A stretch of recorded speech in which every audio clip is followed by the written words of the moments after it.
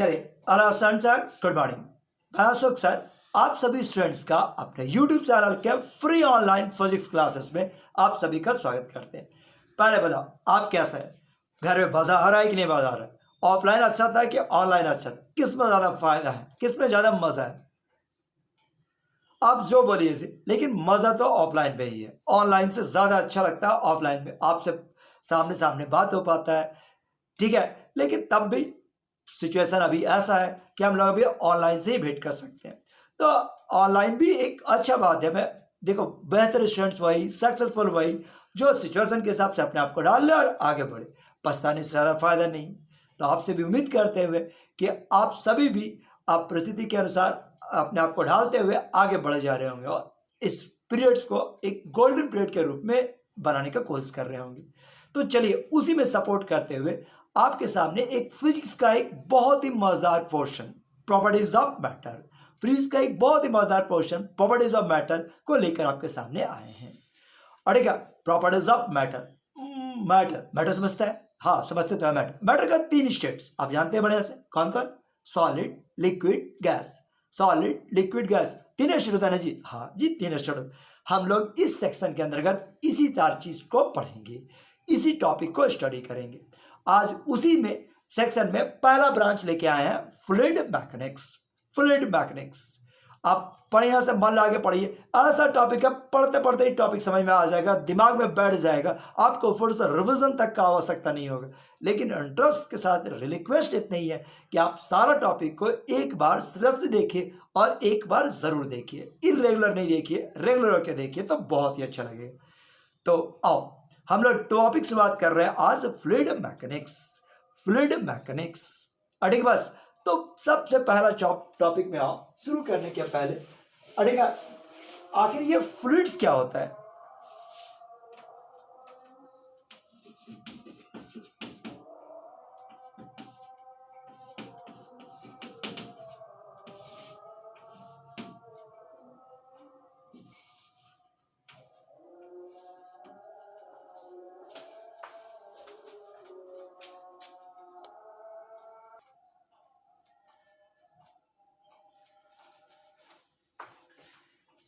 हाँ तो देखो, पहला चीज टॉपिक को शुरुआत करने के पहले, इस चैप्टर को शुरुआत करने के पहले आप ये जान लीजिए कि फ्लूइड किसको कहते हैं, फ्लूइड्स क्या है।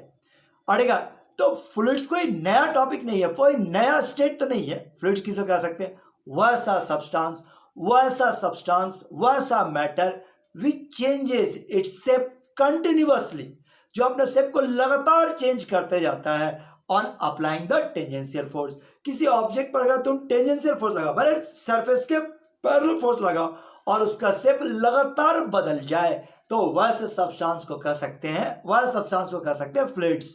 और ठीक है, कोई सब्सटेंस है, कोई ऑब्जेक्ट है, उस पर टेंजेंशियल फोर्स लगा और शेप लगातार बदल जाए, वह शेप को कह सकते हैं फ्लूइड्स। मतलब नहीं समझा? देखो, मान लो एक सॉलिड है, मान लो एक लुआ सॉलिड भी है, हिलता डुलता तार का जाली है, ठीक है, निचला हिस्सा फिक्स कर दो, निचला हिस्सा फिक्स कर दिया, ऊपर से फोर्स लगा, ऊपर से फोर्स लगा, क्या होता है? थोड़ा सा फोर्स लगाए थोड़ा तिरछा हो जाएगा, संभव है तिरछा हो जाए।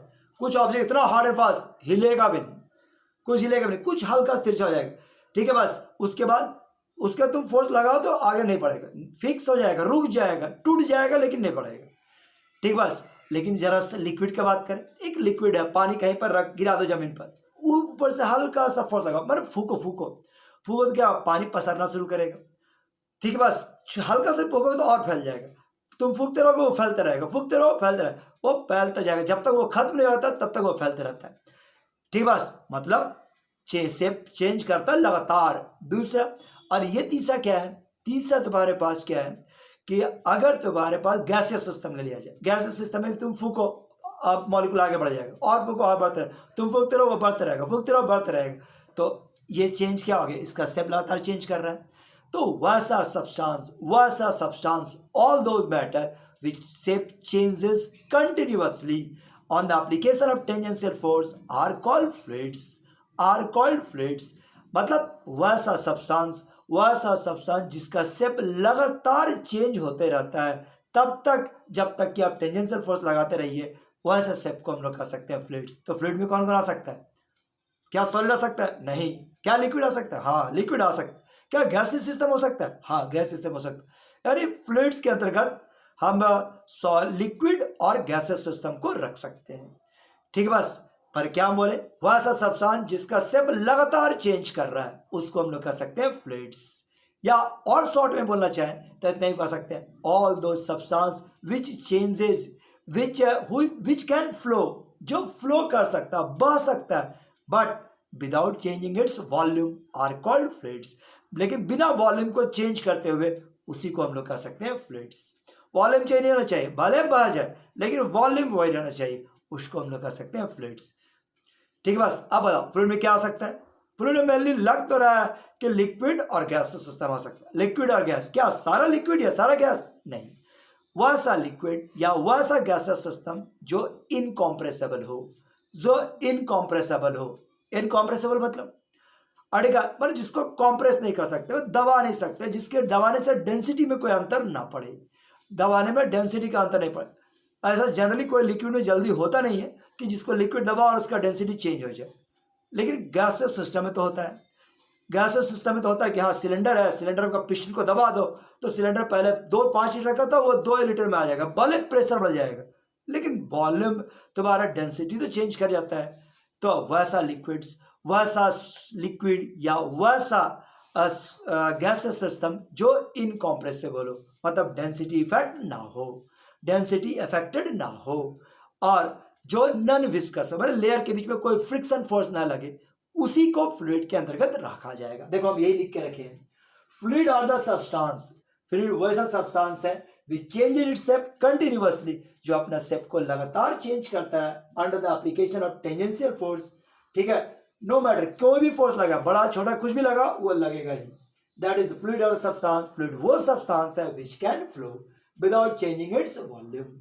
वो सा liquid, all the liquid and the gaseous system which are incompressible, जो incompressible है, ठीक है, जो incompressible है, डेंसिटी रिमेन कांस्टेंट, ठीक है, and non viscous, non viscous हमारे लेयर के बीच में फ्रिक्शन फोर्स नहीं काम कर रहा है, आर कॉल्ड फ्लूइड्स, उन्हीं को हम लोग फ्लूइड के अंतर्गत रखेंगे। उम्मीद है कि फ्लूइड समझ में आ गया होगा। In short mainly liquid, in short mainly liquid, लेकिन क्या ही भाषा में वैसा लिक्विड या वैसा गैसेस सिस्टम जो इनकॉम्प्रेसिबल हो, नॉन विस्कस हो, उनको, और विच कैन फ्लो, जो फ्लो कर सकता है, आर कॉल्ड फ्लूइड्स। चलो जल्दी से इसका नोट कर लो, फिर नेक्स्ट टॉपिक देखें।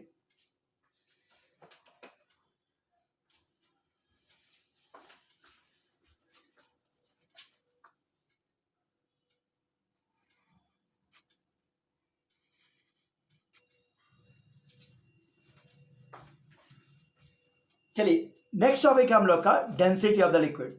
डेंसिटी कोई नया वर्ड तो है नहीं, डेंसिटी समझते हैं ना, घनत्व, नंबर ऑफ मॉलिक्यूल्स प्रेजेंट पर unit volume is called density.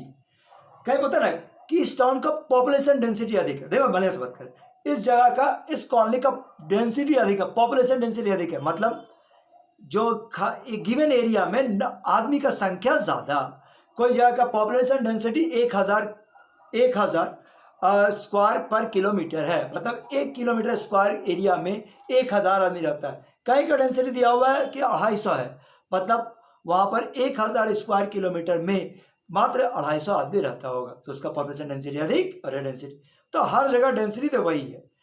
Matter case में क्या होगा, नंबर ऑफ मॉलिक्यूल्स प्रेजेंट पर unit volume is called density.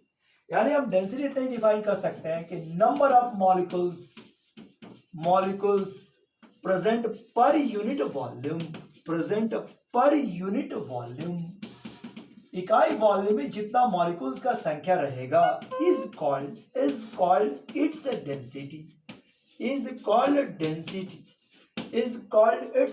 क्या है बात, ठीक है। हाँ डेंसिटी समझ में आता है, लेकिन अगर तुमसे बोले कि बता इसका डेंसिटी कितना, तो क्या तुम बता सकते इस चाव में क्या डेंसिटी होगा, पता नहीं सर। मॉलिक्यूल्स तो मालूम है कि बहुत सारा मॉलिक्यूल्स होगा, लेकिन ना गिन सकते हैं, ना देख सकते हैं, ना समझ सकते हैं, बस जो बोलता है वो मान लेते हैं, इसलिए डेंसिटी ऐसे तो गिना ही नहीं जा सकता। लिक्विड में भी यही बात है, तो उस स्थिति में, ठीक है, बस इसी कारण मैंने as number of molecules is very large, number of molecules is very large, so it's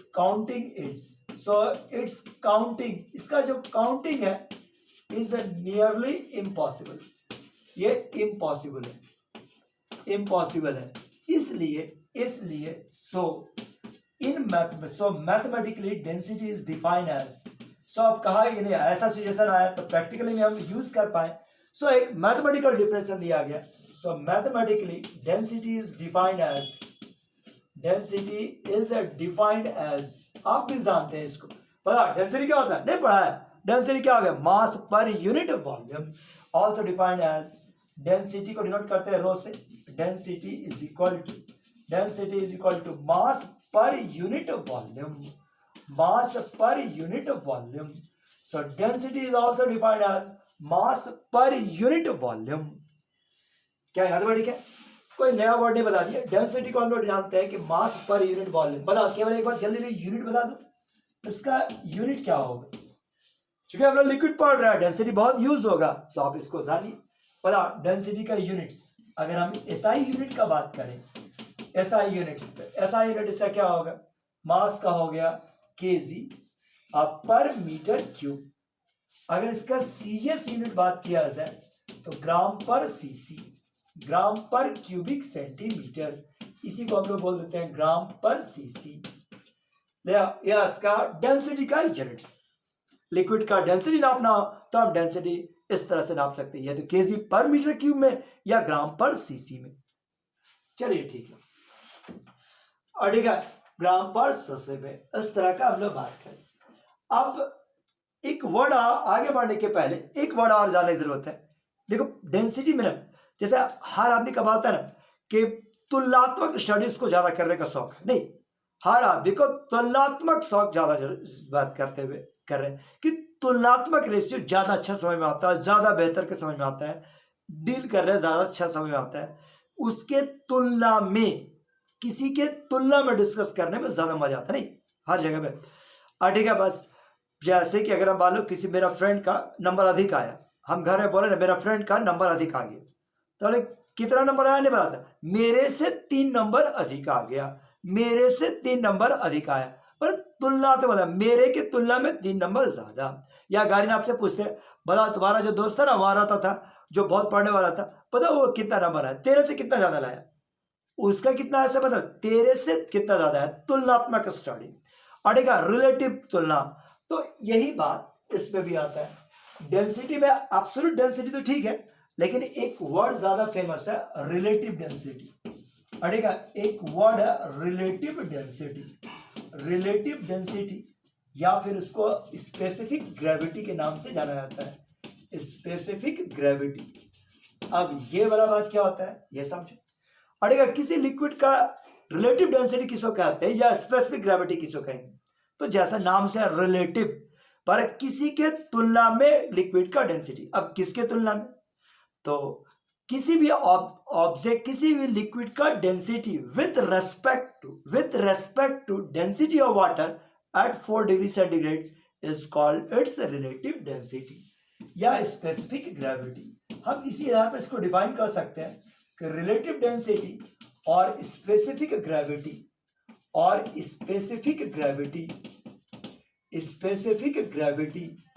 of any liquid is defined as ये डिफाइन किया जा सकता है as इस प्रकार से। देखो रिलेटिव डेंसिटी या फिर स्पेसिफिक ग्रेविटी को हम लोग डिफाइन करते हैं, it is called density of the liquid का density divide by density of water at 4 degree centigrade. पर किसी भी ऑब्जेक्ट का density with respect to the density of water at 4 degree centigrade is called its relative density or specific gravity. और ठीक है, अब density of water ये तो बात समझ में है कि वाटर के तुलना में बात करें। ये 4 डिग्री क्यों ले लिया, 4 डिग्री क्यों पाया गया, 4 डिग्री क्या बात करें, तो जानता होगा आप में से बहुत सारे जानते होंगे कि वाटर का सबसे ज्यादा डेंसिटी क्या होता है 4 डिग्री पर।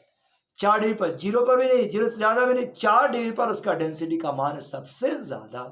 पर सबसे ज्यादा पानी का जो डेंसिटी है वो 4 डिग्री पे पाया जाता है, 4 डिग्री पाया जाता है। पर तुम ये सब सुना और जैसे कि पोल उल में होता है जो नॉर्थ पोल या साउथ पोल में बात किया जाए, साउथ पोल में तो ठंडा के दिन में क्या होता है, नदी का ऊपर वाला समुद्र का ऊपर लेयर पूरा जम जाता है, उसके बाद भी नीचे पानी जो मछली उछली होता है वो पानी के नीचे लेयर में आराम से बचा रह जाता है। ऐसा क्यों? नहीं सुना इसके क्या होता है, देखो समझो बढ़िया से। पानी में तुम्हारे पास एटमॉस्फेयर ठंडा होना शुरू हुआ, टेम्परेचर गिरना शुरू हुआ, 0 डिग्री, -1, -2, -20, -30 ऐसा शुरुआत हुआ। और ठीक है, तो ऊपर का जो लेयर्स है, देखो पानी में जो सबसे भारी जो पानी होता है, पानी का जो सबसे भारी अमाउंट है वो कहाँ रहता है? नीचे। उसके ऊपर ऊपर ऊपर ऊपर हल्का हल्का पानी। तो सबसे नीचे में जो है वो 4 डिग्री सेंटीग्रेड पर पानी मौजूद है। बर्फ जमना शुरू हुआ तो ऊपरी लेयर जमा, नीचे लेयर जमा, उसके बाद से नीचे, उसके बाद नीचे, उसके बाद नीचे। ठीक है, बस जो सबसे नीचे वाला लेयर है वहां पर पानी जो है वो 4 डिग्री सेंटीग्रेड पर मौजूद है। वहां पानी जमा नहीं है, वहां 4 डिग्री सेंटीग्रेड मौजूद है।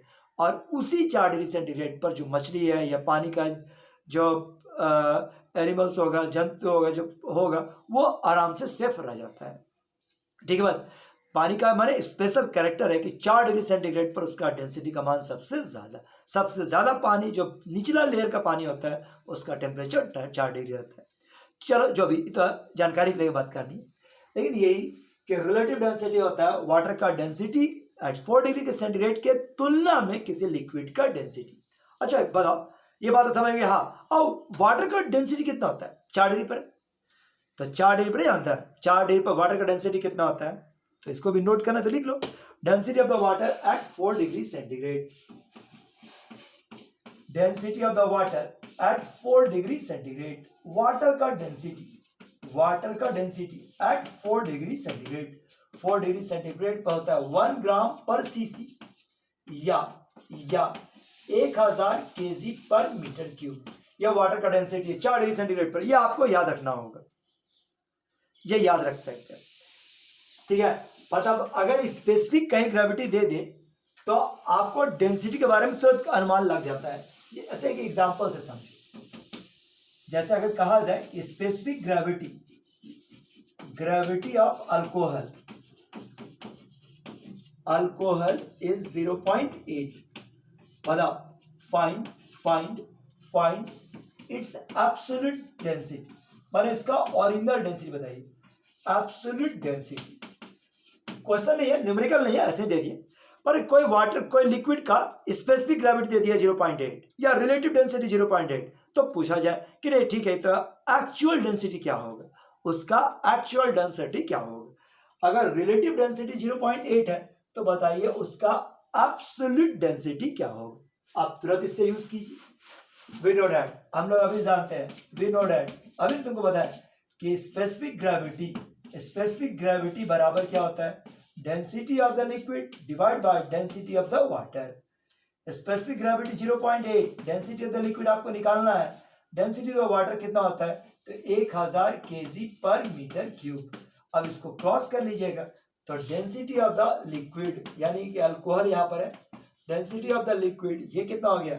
0.8 गुना 1000 मतलब 800 केजी पर मीटर क्यूब। और उस लिक्विड, उस अल्कोहल का डेंसिटी कितना? 800। इसलिए इस रिलेटिव दिया हुआ तो वापस आ रहे ईंधन निकाल सकते हैं, और ईंधन दिया हुआ तो रिलेटिव निकाल सकते हैं बहुत ही आसानी से। चलिए इस पर आते हैं। नेक्स्ट अभी बढ़ने के पहले थोड़ा बहुत एक और चीज देख लो। कभी कभी मिक्सचर का डेंसिटी मांग देगा, कभी कहेगा कि एक कंटेनर है जिसमें 2 लिक्विड है, एक कंटेनर है जिसमें 2 लिक्विड है, बताइए उसका डेंसिटी क्या होगा। तो एक छोटा सा वर्ड आप इसको भी जान लो, density of water, density of mixture. और 2 लिक्विड का जो मिक्सचर है उसका डेंसिटी बताइए। Density of the mixture of 2 liquids. और 2 लिक्विड है उसका मिक्सचर अगर बनाया जाए, 2 लिक्विड कहीं पर कोई कंटेनर में 2 लिक्विड डाला हुआ है, उस एक मिक्सचर बन गया, आपको उसका डेंसिटी मांग रहा है। तो इसके लिए आप इतने ही केवल ध्यान रखिए कि डेंसिटी ऑफ द मिक्सचर के लिए एक ही फॉर्मूला है, total mass of the liquid, मतलब 2 लिक्विड, 3 लिक्विड, 5 लिक्विड, जितना उसका total mass divide by total volume. Total mass by total volume से डिवाइड कर लो तो ऐसा हो सकता है।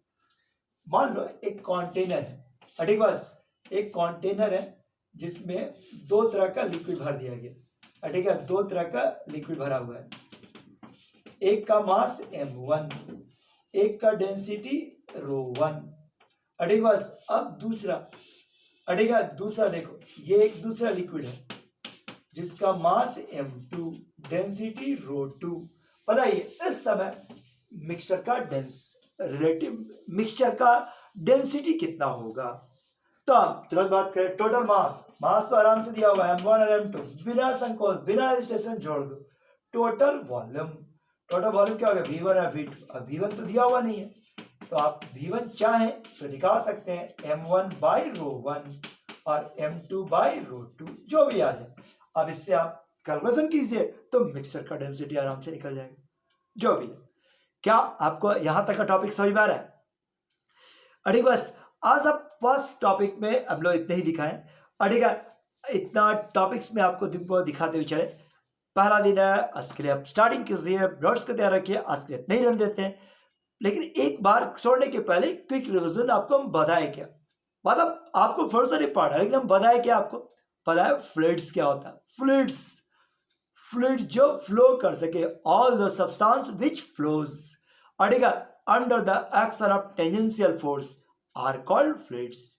क्या फ्लूइड में सारा लिक्विड आएगा, सारा गैस आएगा? नहीं, वैसा लिक्विड जो नॉन विस्कस हो, वैसा लिक्विड, वैसा सब्सटेंस जो नॉन विस्कस हो, वैसा लिक्विड या गैसेस सिस्टम जो इनकॉम्प्रेसिबल हो, नॉन विस्कस हो, केवल उन्हीं को फ्लूइड के अंतर्गत रखा जाएगा। मेनली लिक्विड, कंफर्म नहीं लेकिन मेनली 95% लिक्विड ही है। और तुम्हारे पास दूसरा क्या बताएं, डेंसिटी क्या है, मास बटा वॉल्यूम। हाँ, उसमें एक नया वर्ड जो आपको याद रखने लायक है वो है आपका relative density, specific gravity. Density of the liquid divide by density of water at 4 degree centigrade. क्या है, ठीक है, 4 डिग्री पर उसका वाटर का डेंसिटी सबसे ज्यादा, जिसका वैल्यू 1 ग्राम पर सीसी या 1000 kg पर मीटर क्यूब। देखो पता भी नहीं चला, 20 मिनट निकल गया, सीखे क्या 10 सेकंड का एक टॉपिक। तो ऐसा ही पढ़ाई है, पूरा टॉपिक ऐसा ही मजा आएगा। कल का क्लास का वेट कीजिए, आज के लिए इतने ही काफी। Thank you.